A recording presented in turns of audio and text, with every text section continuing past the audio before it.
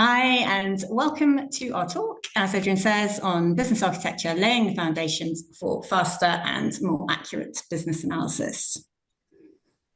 I'm Thamer Miles, and I'm the manager of the analysis practice at Whitbread. Whitbread is the owner of Premier Inn, and we are the UK's largest hotel brand. We have about 85,000 rooms currently in the UK, and we also have a growing presence in Germany, where we have about 10,500 rooms. And I'm Andrew Roche. I'm a senior consultant at the Reply Group. We're a global consultancy group of about 15,000 people, focusing on technology transformation, everything from robotics and automation to customer journey and business architecture. And the reason we're here today, or this evening, I should say, is to tell you the story so far of Whitbread's Business Capability Model, or BCM project. It's an initiative that I've been leading on in partnership with Andrew and a small group of people from Reply. As you will see, it is still very much a work in progress. So I'd like to stress from the outset that we are just as keen to learn from you as to impart our own learnings. So please do reach out in the chat, in the Q&A, or after the session if you'd be happy to share your own experience, because as I say, we'd love to hear your experiences too. First, just a little bit of signposting before we get cracking. The slide might suggest that we've been travelling on a more or less straight road, but that is very far from the truth. So I'm going to start by giving you a brief overview of the background to the project and how we set about it. Then Andrew's going to talk about the overall structure and relationships of the business architecture views that we set out to build. So that's our meta model. And then he's going to talk about some of the high-level artifacts that we produced early on. So the business model canvas, our value chain, and our value streams. I'll then dive into a couple of the more detailed models and talk about some of the ups and downs that we encountered during that part of the project. It was at that point that we took a slight detour to adopt a more product or service-focused lens. And Andrew's going to say a few words about that. He's then going to talk about the latest twist in our story, which began with the news that we had funding to implement a tool to house all the fruits of our hard labour. And finally, I'll wrap things up and draw out some of our key learnings. And then, of course, as Adrian's already said, there'll be some time for questions in the end, at the end, sorry, but do keep putting them in the chat. Or the Q&A, sorry, got that wrong. So we kicked off the BCM project about a year ago. Actually, it's probably getting on for 18 months now. And at the time, we were emerging at Whitbread from a series of large-scale transformation programs to overhaul our legacy tech platforms. For example, we were in the throes of rolling out our new reservation and property management system, Oracle Opera. And it was becoming increasingly clear that to support the business in making decisions about change going forward, we'd need a much better shared view of what we do today as a business, why we do it, and how we do it. Another way to put that is that business architecture was a gap for Whitbread. Now, there are lots of different definitions of business architecture and also views about where it should sit within an organisation. And we're not going to explore those this evening. But for anyone who's new to the area, the original Business Architecture Guild definition, which I think dates back to 2008, that captures quite nicely what we felt was missing. It's a blueprint of the enterprise that provides a common understanding of the organisation and is used to align strategic objectives and tactical demands. It's not that we hadn't tried to model our business previously, we had, but what we didn't have and what business architecture gives you is that sort of single joined up picture that enables you both on the one hand to influence strategic thinking and on the other, once a change has been identified, to rapidly, readily and holistically assess the impact of a change. What we did have already were several versions of a capability model at various different levels of detail and stages of completion. We also, and this won't surprise you because we're a BA practice, but we had hundreds of process models, but they were scattered across various project folders in SharePoint. And we'd tried informally in the past to bring things together, but without a great deal of success. So we asked ourselves what we were going to do differently this time round. And in answer to that, we recognised that this time we would need some kind of project wrapper, if light, with detailed funding and resources. This wasn't going to be something that we could just do alongside our day jobs. So I put together a proposal, nothing terribly formal, to secure some internal funding, initially just for 10 weeks of work. And I engaged Reply, who were one of our existing managed service providers for BA and solution architecture resources. And I asked them to supply both some external expertise and also some delivery support. Our approach was to chunk up the work, demonstrate value early, and fail fast if we needed to. So after a couple of weeks of discovery to refine our vision and plan, we set out on a series of 8-week phases of delivery. In the first place, just to create some high-level enterprise models, and then some more detailed models for specific areas of the business.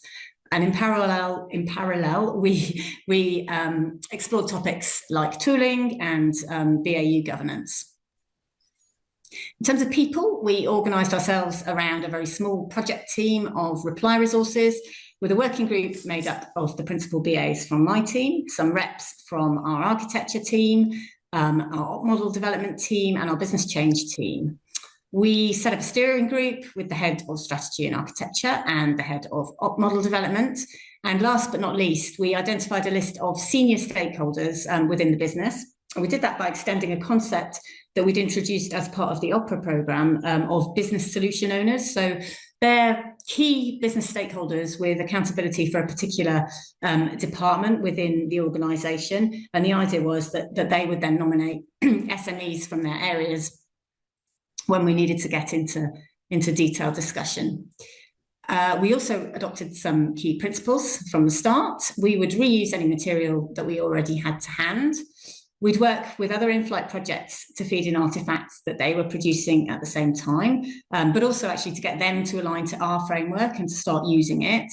And thirdly, we decided that we'd take a slightly stealthy approach to engaging with our business stakeholders, insofar as we decided that we'd focus on the benefits of business architecture in terms of speeding up analysis, enabling us to move faster on projects in the future and saving them some time. We didn't feel instinctively that sort of homing in on the role of business architecture in informing strategic decision making. We didn't think that doing that from the outset would be the right thing to do. We thought it might make them slightly nervous. I think we probably did make them nervous anyway, but that's a whole nother story. Sorry, slight transitions being what it is. So, first step on all of this was to work out how we could represent and communicate the project structure, both inside of the team that we'd span up, but also with the wider business. We knew that we'd be generating a huge amount of information and discussion points, as you'll see as we go through this. So we felt that getting into understanding what each artifact that we were going to produce was and why we needed it was going to be really important to stop us getting lost in the weeds. So we started by creating what you can see on the screen here, which we started referring to as a jigsaw box lid, or a meta model of all of the artifacts that we were going to be focusing on and how they were structured and how they plugged into one another. We wanted to show that how everything we were working on would ultimately fit together. It helped us quite a lot, even from the outset, to agree which artifacts we really needed, which ones were maybe a little more nice to have. And it also helped us do a much better job with our wider working group. We could see really quickly which of these items were going to be relatively straightforward versus which were likely to balloon pretty quickly. The lower level artifacts particularly get pretty big and pretty lengthy before you know it. Outside of that working group though, the meta model gave us a really useful reference document to keep everybody on track and to help facilitate discussion wider in the business. Without clarity on why we needed to centralize these resources, on why we needed to produce certain artifacts at a certain time, or how we needed to pull everything together, we felt that securing buy-in from our business leaders was going to be pretty difficult. We've all heard the concerned business owner who, on challenge on bringing something like this together, says, why do I need to do that? My team has already got all of their capabilities together. We have already mapped all of our processes. Why would we divert time to centralize when we've already done that ourselves? So we felt that structuring all of those different objects, putting them in something that was readily consumable, would help us understand and discuss what already existed, what could be utilized, what couldn't be utilized, and help us talk to the business about how their work that already existed could be utilized without making it look like a huge imposition or a whole new project going over old ground. Ultimately, it meant that we could start to say to people that we're not diverting time. This is about centralizing what we've already got, making sure the relationships are clear, and reducing time spent in the long run by reducing duplication and error and having multiple documents all saying slightly different things on the same subject. So we started at the top of the business, so looking at central points to organize ourselves around and to look at high-level deliverables about. For those who aren't familiar with some of the artifacts that are on this page, we'll step through briefly. So we created a business model canvas and a value chain, which we then used to plug in value streams. So those formed our high-level artifacts. We'll step through each of these shortly. And from there, we were able to step into some of the lower level artifacts, we ended up particularly focusing on capabilities, processes, teams and locations, with information, data, and customer journeys taking a little bit of a backseat, at least initially. So let's start by stepping through some of these higher level artifacts. Once we'd gotten this meta model down, we started with our next question. How do you get a view and a scope of a project like this? And how do you summarize a business as large and wide-ranging as Whitbread is? And how do we stop people from feeling completely overwhelmed by the scale of that when you start to think about the 30,000 plus employees that Whitbread has? We felt that it was going to be too difficult and time consuming to start with the lower level artifacts. The capabilities and processes were what we were aiming at, but that was a huge task and something that we really needed to get buy-in for before we started. So instead we started off with a business model canvas. For those who haven't seen much of a business model canvas before, it aims to be a repeatable template that you can put an entire business or a business proposition onto a single page. That puts the value proposition for whatever you're writing about in the middle, supported on one side by key partners, activities and resources, so the internal elements of how you're creating that value proposition. And then on the other side, the customer relationships, the channels you're talking to customers through, and the segments of customers that you identify in your business. All of that gets underpinned by your cost structure and your revenue streams, so the revenue in, revenue out model, as a way of giving a view of the big moving parts and the core concepts of how, in this case, the whole organization was going to work. We're really fortunate along that journey to have a really well-engaged working group. They helped us crowdsource the information for this canvas really quickly and let us present a really early win to our senior leader group. So understanding all of these key activities, partners, interactions, propositions also helped us to really get into the detail on where some of the harder conversations, the bigger unknowns, the trickier bits of the project were likely to be. And to therefore give us a good starter, but also give us a way of sparking better conversation and better detail with the wider business. So with our canvas finished off, we could see all the big moving parts of the business, and we could see where we wanted to get those more detailed value-driven discussions. But even though we knew all of the big moving parts of the business model canvas, it's quite a static document. It doesn't give us a really good idea of how the organization as a whole realizes value. We know what the value proposition is. We don't really have a narrative or an engaging way for people to contextualize the everyday or the day-to-day of Whitbread. So there was a real need for us to evolve from quite a static canvas to something a bit more structured and that could give the entire business a way of seeing how they contribute to the organization. For those of you who have done anything around business architecture, you've probably come across the idea of a value stream as a way of demonstrating or explaining how a group of teams can deliver for customers. We took a slightly more step back approach to start with.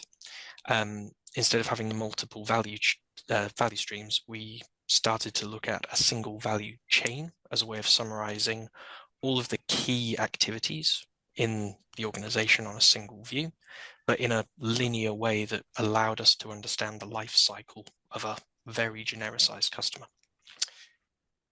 This value chain is split, as you can see, into two main sections, a set of primary activities and a set of secondary activities. The primary activities summarize the core life cycle of the end user, the customer at Whitbread, and the secondary activities summarize key areas of value that are targeted at internal staff and team members.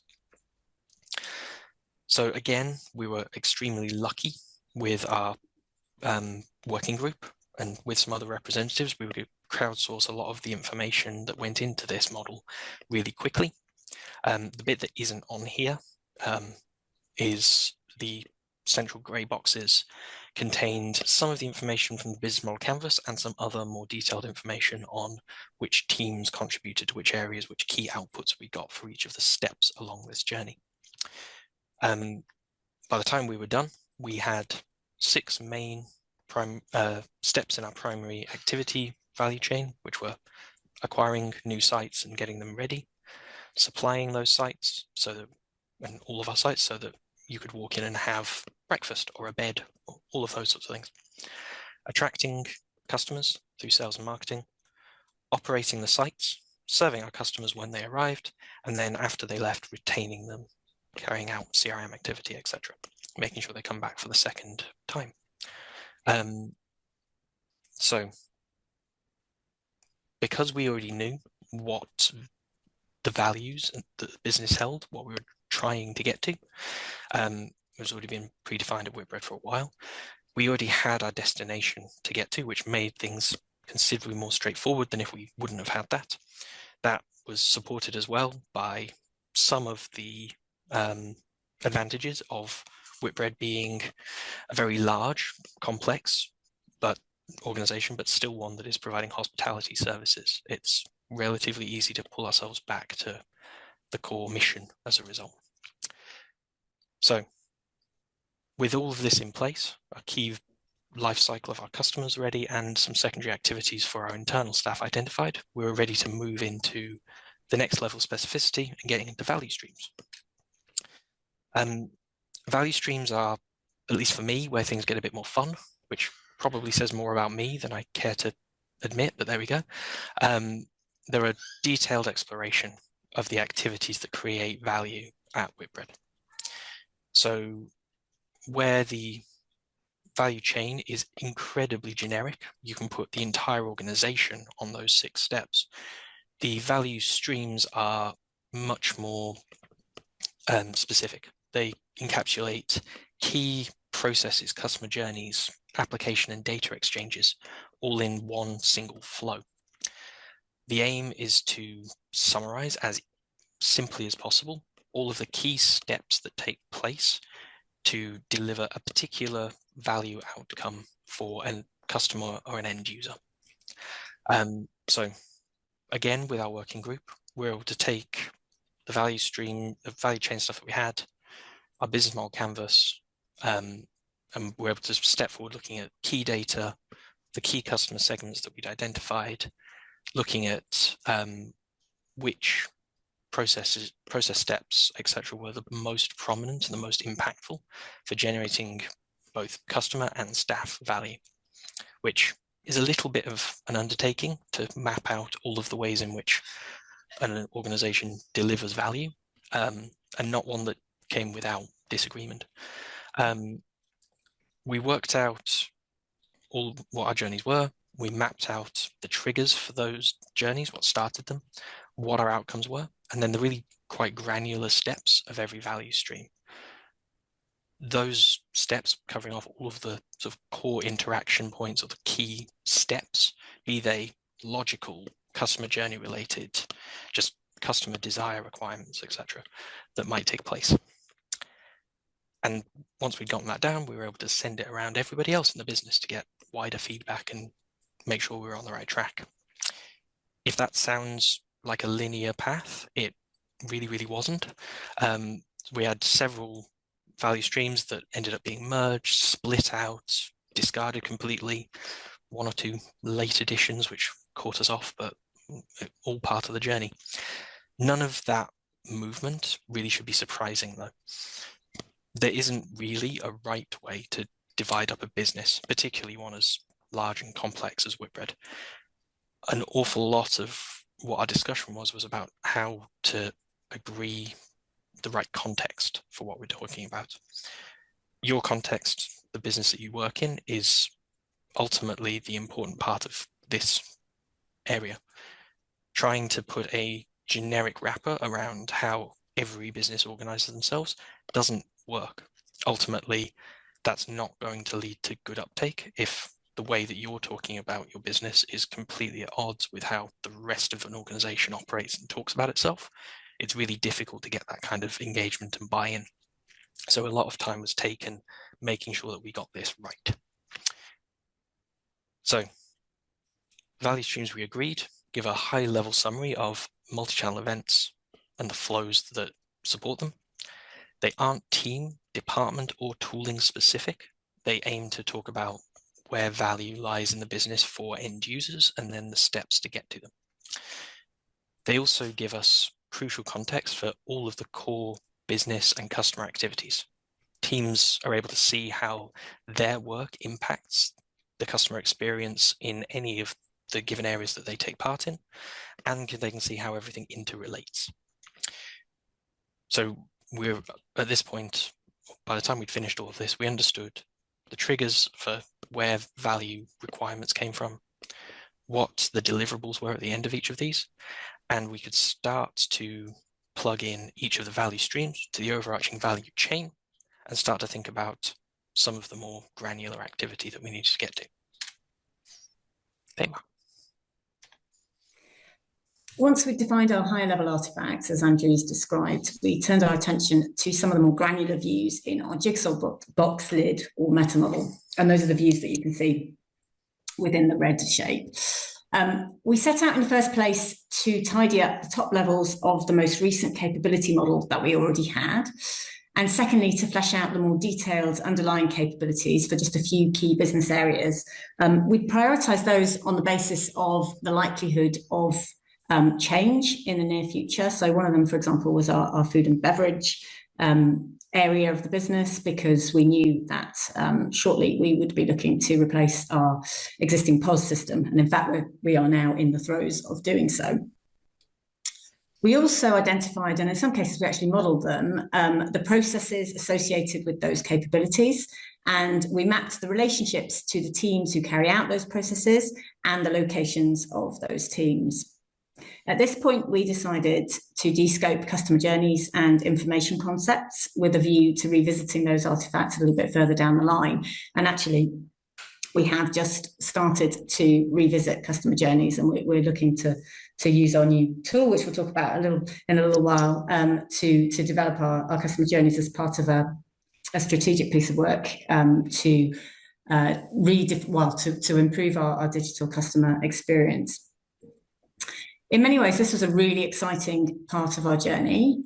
We were now able to start leveraging a lot of fresh material from other projects. So the Opera project, for example, program, but also we'd started out looking at transforming our people systems and processes.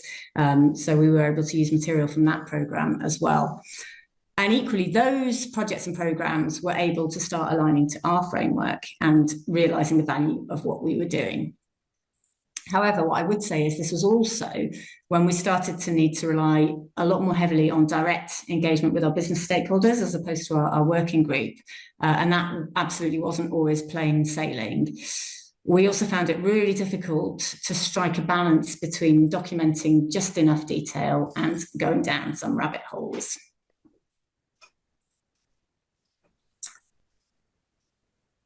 Capability model. The capability model is probably the best known model in the whole business architecture armory, irrespective of methodology. Hence, our project was even called the BCM project.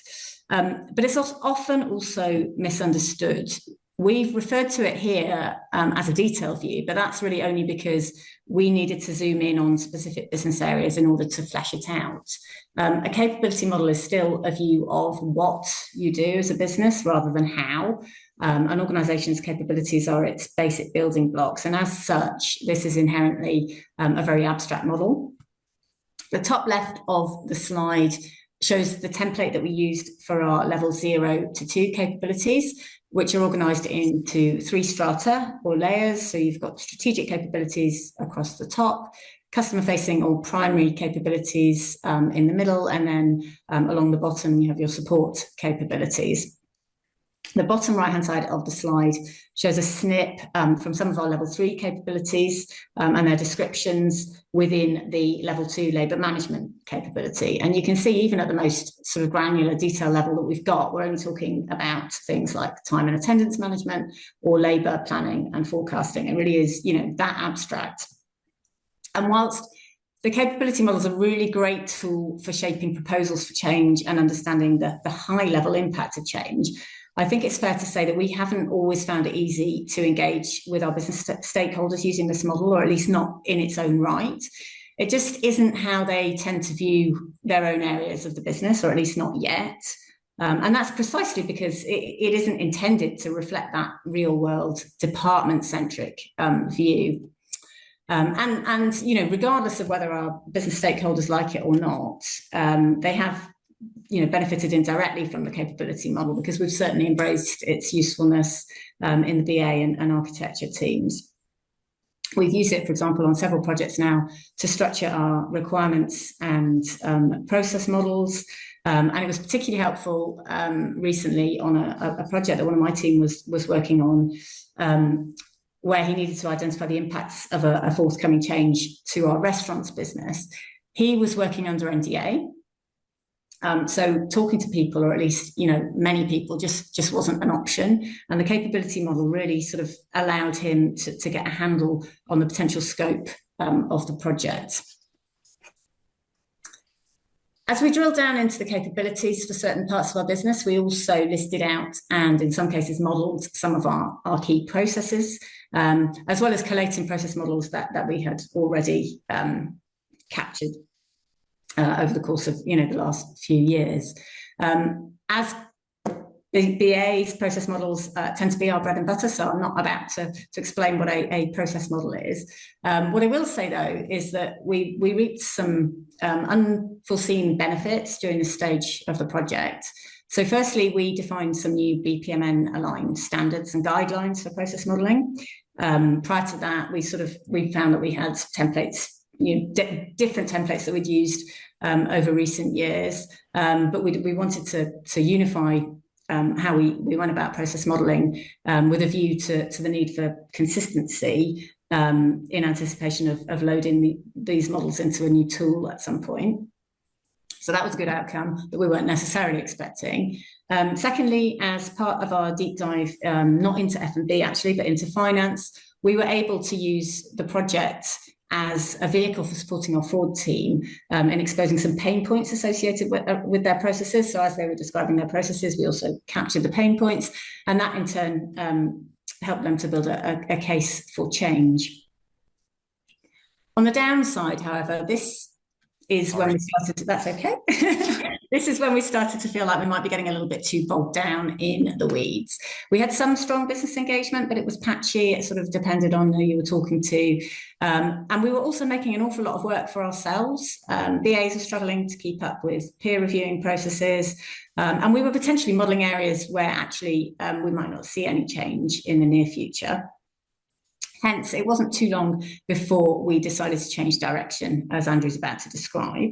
And we decided to leave detailed process modeling for projects, well, to be picked up by other projects moving forward, projects where there was already a clearly identified need for change. You can flick on now. Sorry, I was getting overexcited. What can I say? So after a few months of building out some of these lower level objects from our beloved jigsaw lid, we really hit a bit of a critical point and some of the bends in the road that Thamer mentioned at the top of all of this. So despite the amount of time and detail that we put into some of the content so far, it was becoming really clear that we were lacking a really easy hook for ownership and engagement, particularly at a senior level in the organization. And for ourselves, we were starting to lose our way a bit. There were a lot of rabbit holes that we were starting to get a bit stuck in. Our steering group challenged us to have a bit of a change of approach, a bit of a change of tack on all of this. While the work that we were producing was useful for assessing impact of change, understanding the shape of the organization, we needed to give our business stakeholders something to help support the strategic roadmap conversations which they were having in a way that they could engage more easily with. We began talking about the project in terms of how we could better realize Whitbread's product offering. How could we work to inform, support, and challenge the product changes that were taking place, and particularly at the very early inception and planning stages. I'll keep going back to it, but for an organization as large as Whitbread, it's really easy to forget or give less credence to certain areas of impact. So we wanted a way to really try and pin that down and make sure that things weren't as easily missed. It was a bit of a shift from our original focus on speed and accuracy of analysis to something that was more about change management. It's not really what we designed this for, and it's not something that was entirely agreed on at Whitbread.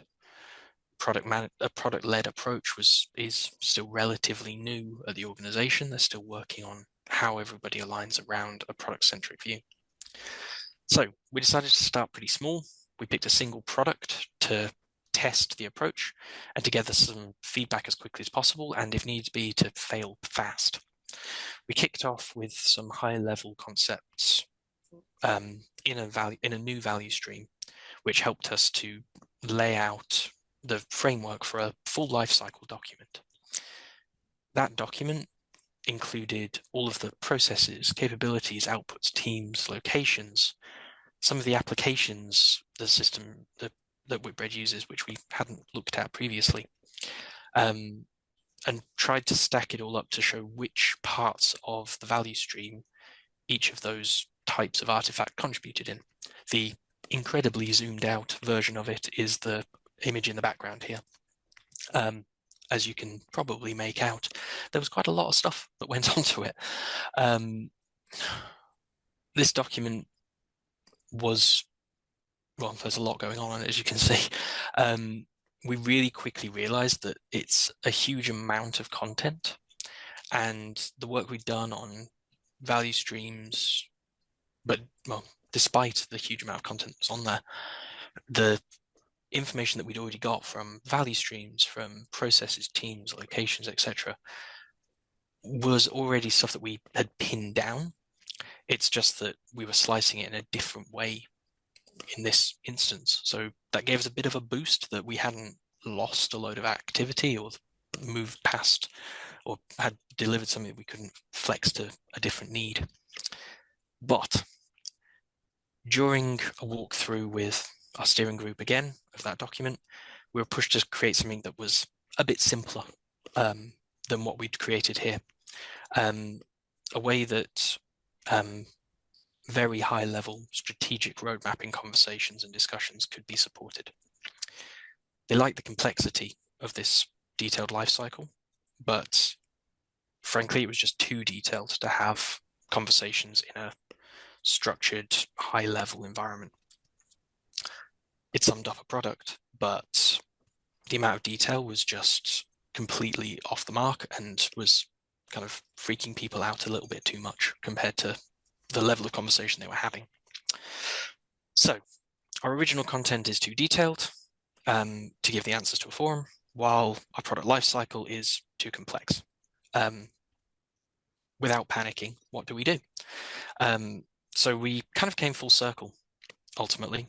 We agreed a set of one-page views, which turned out, well, we ended up using the same business model canvas we'd used at the start of the project to do what were essentially miniature product-specific business model canvases.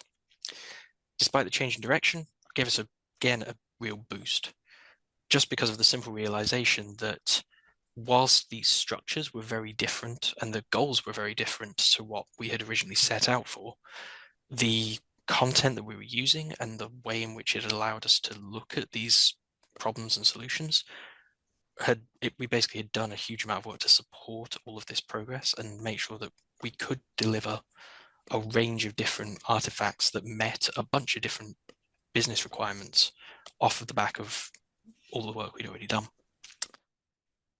So that newfound sense of encouragement from what the model had produced so far, and a working product structure that we'd been able to road test, we're nearly up to date with the journey so far. With all of this behind us, we finally managed to get agreement to press ahead implementing a business architecture management tool. We chose a platform called BizDesign, which supported, or does support, not only the storage and the management of all the content that we've got, but it also gives us a suite of reporting tools that we could utilize off the back of all of that information. So we're now moving away from producing content and looking more at how the tool can be effectively implemented and make sure that everybody's getting the most out of it.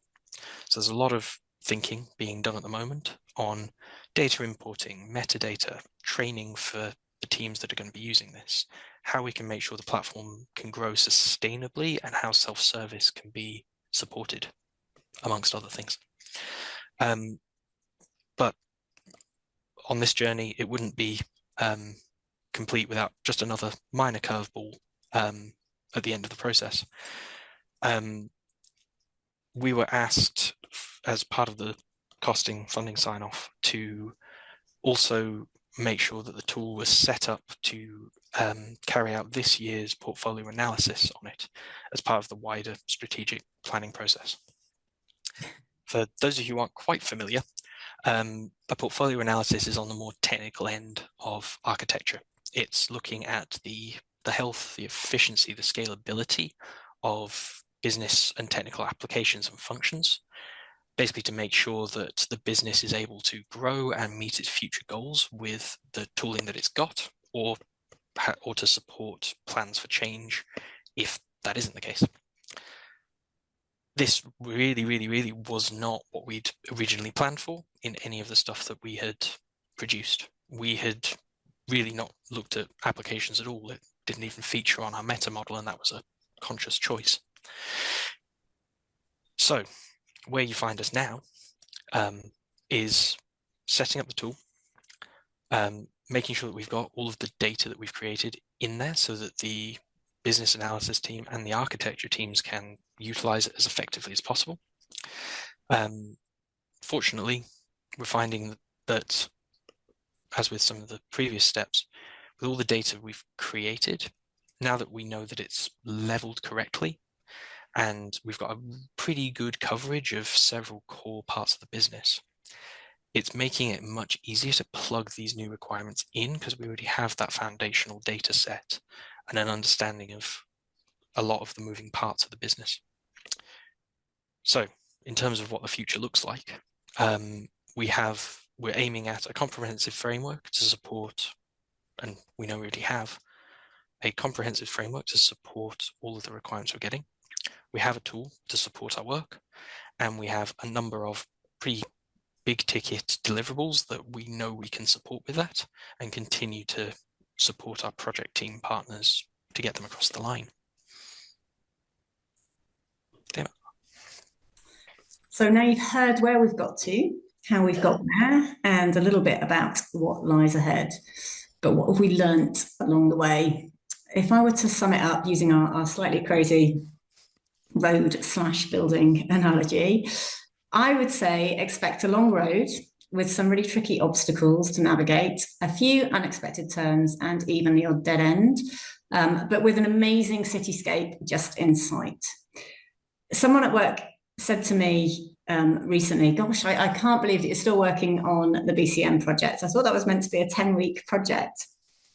It was never meant to be a 10-week project, but that did just underline for me that it's really easy to think you can just throw a few models together and Bob's your uncle. In fact, there is a lot that you can do quickly, but equally, this is a bit like building an enterprise data warehouse. If you want to get the full value through having all the component parts nicely connected together, then it's really, quite a massive undertaking. At the same time, I hope we've shown that you don't actually need to build the whole city to add value. So, guy walks into a bar, asks for a drink. Bartender gives him his drink and a bowl of peanuts next to the drink on the side of the bar.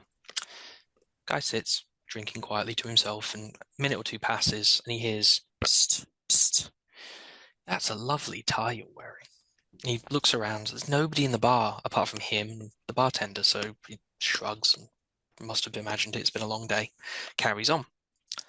Another minute or two, he goes, "Psst, psst. Your posture's excellent." He looks around, there's still nobody there. Just, "Excuse me, barkeep. If you're whispering things to me, you can just turn around and talk to me. It's okay." The barkeep turns around looking a little bit embarrassed and, "Oh, no, sir, it's not that. It's just the peanuts. They're complimentary." Didn't. I'm so glad that there are some emojis coming up. I've done it too many times, Andrew, sorry. And if you're wondering what on earth that was all about, Andrew ended every weekly project meeting for around a year with a similarly awful joke, if not more than one joke. And I think it's fair to say, although some perspectives definitely do differ, that was a major part of our success, or key ingredient, I should say. It's a good way to keep everybody in the room until the end, just to make everybody cringe by a bad joke. There we go. We are all at the end. So, Adrian, I'm going to pass over to you to have a look at the Q&As. Fantastic. Well, thank you, Andrew and Thamer. A really, really interesting presentation. It's the second time I've seen it, and it's interesting because I always think when you see something for the second time, you pick up different bits about it. So, excellent. Well, we've got a little bit of time left for questions, so I will go through as many as we can. If you do have questions, feel free to type them in the Q&A. We'll cover as many as we can. So our first question is asked anonymously, and the question is, it sounds like Whitbread had more of an existing architecture capability than my current organisation with a gap for business architecture. Do you think a similar approach would work in an organisation that doesn't have a head of architecture or an architecture team? That's a really interesting question. I guess it depends on a little bit sort of more in terms of who is carrying out those architecture or technical architecture capabilities at the moment. But if I would say my instinct when I read that question was to say absolutely, because we've spearheaded this in business analysis. In fact, without being too disparaging, the architecture team are really, a little bit behind in terms of adoption. So my instinct is to say yes, but obviously, it would depend on the detail of your own organisation. I don't know, Andrew, if you've got anything to add. I'd echo that you will be able to get value out of something like this, whether you have an architecture team or not. I think the question to ask yourself and everybody else taking part in organising it is, who's going to be looking after this once you've done the initial getting together of everything? The amount of information that we produced for the project so far is huge. I think we got through a few of the major components of the business, but we ended up with close enough to 3,000 different processes identified, a few hundred capabilities. All of those need cataloging, managing their relationships, keeping up to date, etc. So I'd say if you will find value doing it, but part of the value is about keeping it as up to date as possible. So think carefully about how you're going to achieve that before you bite off too much, would be my suggestion. To be fair, sorry, Thamer, I was going to say build maintainability into the very fabric of it. Absolutely. Sorry, Thamer, I interrupted. No, I was just going to say that is a challenge that we're still facing into, even with with an architecture team and a business analysis team and a model development team. That is always going to be something that absolutely you should bear in mind from the outset. But I don't think it's ever easy. Yeah.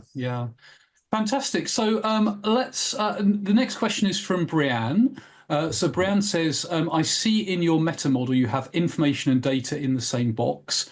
Can you explain a little more of your thought process on mapping information concepts, so business architecture, to data, so data architecture, conceptual data modeling? So I'll go on. I'll start. We'll swap around, Thamer. Why not?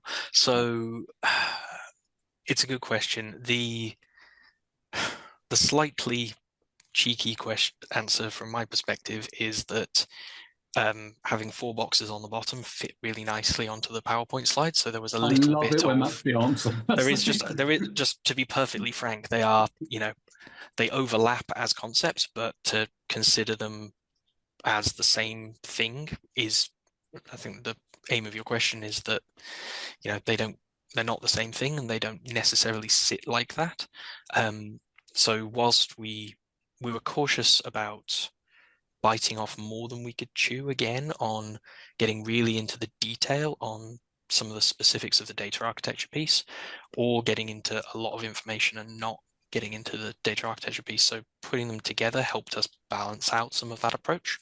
But it's certainly you could do a whole nother webinar on the approach on data architecture. So I'm going to be pretty light on how we approached it or why we did it that way. Yeah, and to be fair, that is the area that we really haven't explored to date deliberately. It was deemed out of scope, not least because although this is on the data architecture side of things rather than business architecture, but that there was a project coming along to look at data governance and tooling around that. So we felt that we should just hold off, although we baked into our requirements for tooling the need to be able to integrate with a data governance tool. But we didn't touch this area. It's definitely one that we need to revisit. Fantastic. So I'm going to pull up a completely different question now. One that's a bit more perhaps on the softer or interpersonal side. Simon asks, what do you think was the key to winning the business stakeholders over? Easy question to ask, hard question to answer, I imagine. Very hard to answer. And again, being completely transparent, there are many business stakeholders that we have not yet won over, and there's a lot more work to do in that space.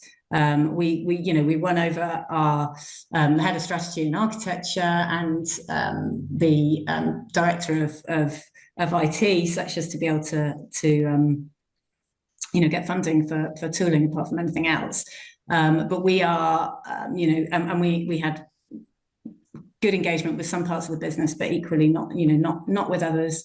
I think what's good going forward, I know I'm not quite answering the question, but things change. Our op model has changed. We've now got a head of product, which I think Andrew alluded to the fact that we were sort of quite early on in our journey in terms of working with product-led ways of working, but we now have someone who's come in who's actually expressed a great deal of interest in the artifacts that we've built, and we're starting to look at customer journey mapping and some really good stuff like that. I think I don't think there's a good answer, and I certainly haven't articulated one. I think being cautious, as I described, about the benefits is quite key, because even people do get quite worried about their own empires, especially when you're potentially exposing where there's overlaps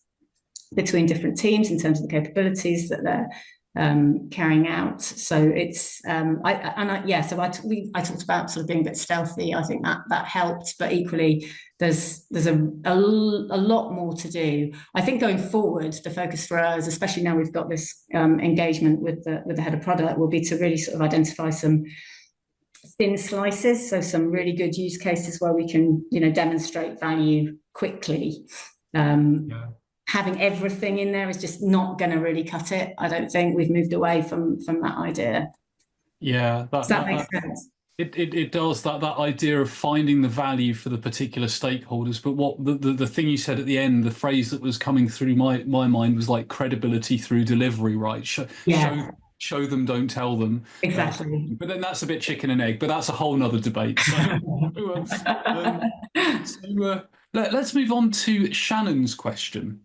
And Shannon says, similar to the "did you use a predefined model" question, did you use a tool such as LeanIX or something and utilize their meta model, or did you create your own artifacts and models? So, did you use some kind of typical meta model, or did you develop it yourself? We didn't use a meta model that is associated with any particular tool. Our meta model, in terms of the artifacts, I would say was massively influenced by the Business Architecture Guild methodology, and in particular the BCS training as part of the advanced BA diploma, which I'd completed. Not that I didn't question that model, but it just made really good sense. So that was our starting point, rather than the model that comes with a particular tool. I think most tools should allow you to. I don't know. I don't have any experience with LeanIX, but certainly with BizDesign, you can implement relationships between the artifacts, generally as you want to, rather than in a specific way that the tool, stipulates. Yeah. Does that help, Andrew? Anything to add? I think that we looked at. In terms of tooling to take on board, we looked at LeanIX, BizDesign, a couple of others. BizDesign was just a good fit for this project. But no, whilst there are elements of some of the individual artifacts that are obviously quite well known and readily accepted, the overall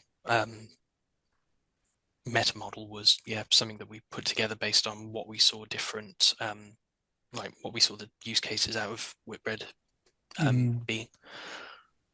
Yeah. Excellent. So, we're going to do quick fire questions now because we've only got a few minutes left. So, Caroline asks, am I right in interpreting that there were no value streams aligned to retain? And I think this came back to the slide where you had the various SO1 and etc. No. The actual breakout of value streams went across several pages. So you've got a snapshot of the top of some of the value streams, and then there were quite a lot that carried on off the end of a slide. But I felt that having 4 different slides with the same basic structure would bore people to tears. Yeah, it's a very good observation, and you can tell we've got eagle-eyed people on the webinar. Well, the other thing I wonder if anyone noticed, because I don't think we've fixed it, is that on the tooling slide, the 4-box benefit cost grid, the axes are the wrong way around. Oh wow! No, we got away with it. No one spotted it as far as I can see. So, and Petra asks again another value stream related question. What's the difference between value streams 3 to 9? Are these different products for different customer groups? They are not different customer groups. I'm conscious that they're anonymized because there's quite a lot of IP tied up in some of the originals.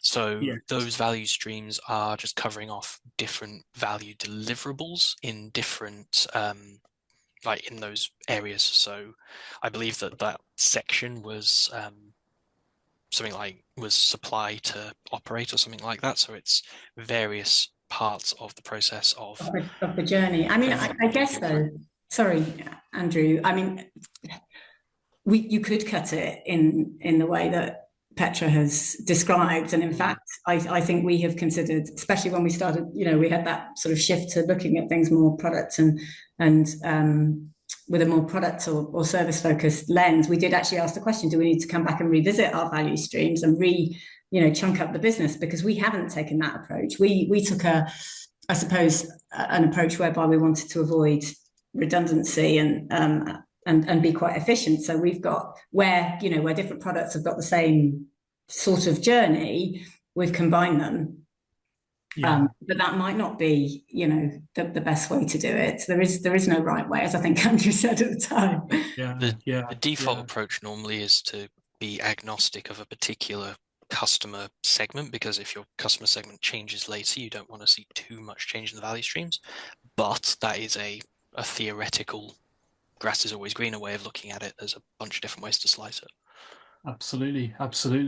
So Araceli asks about the jigsaw box lid. Oh. So I've never heard about jigsaw box lid. Can you please tell us more and show us how you used it? So I think this was essentially your meta model, wasn't it? You were imagining it like the top of a jigsaw box, which has the full picture on. Is that the metaphor? Exactly. That's the metaphor. Yeah. Nothing if not good at a metaphor over here. So there's, if you ever bought a jigsaw and know what it looks like, that was the idea behind it. And in terms of how we used it, I think, Andrew touched on a couple of things, but it sort of gave people that big picture view when we were trying to explain what it was that we were trying to do. Gave them that very simply, but it also allowed us to track progress against that sort of very simple view of things. Yeah, fantastic. Well, we're right up against time, so apologies if we haven't got to your question. We've got through as many as we can. So, Andrew, Thamer, I'm sure people will want to stay in touch with you. They'll want to find out more about what you do. Andrew, I know you've got services via Reply that people might be interested in as well. So, first of all, Thamer, if people want to get in touch with you, want to share a story, how's the best way for people to contact you? LinkedIn is easy because my name is very strange. You will find that I'm the only Thamer Miles on LinkedIn. So please don't hesitate to reach out. I'd be very happy to have a conversation. And Andrew, how can people get in touch, find out more about how you can potentially help them? Yeah, so again, LinkedIn is a great place to start. You will find me with a picture of a cat stood on my shoulder, as you did at the start of this presentation. If you're looking for me, just down as Andrew Roche. Or if you'd like to reach out to discuss something specific that Reply can help with, be it business, architecture, or any other service, you can reach me directly on my email address, which is a.roche@reply.com. So a.roche@reply.com. So excellent. Well, Andrew, Thamer, thank you so much for taking time out to present today. This has been a really, really informative webinar. So definitely a virtual round of applause. I can see the emojis coming in as we speak.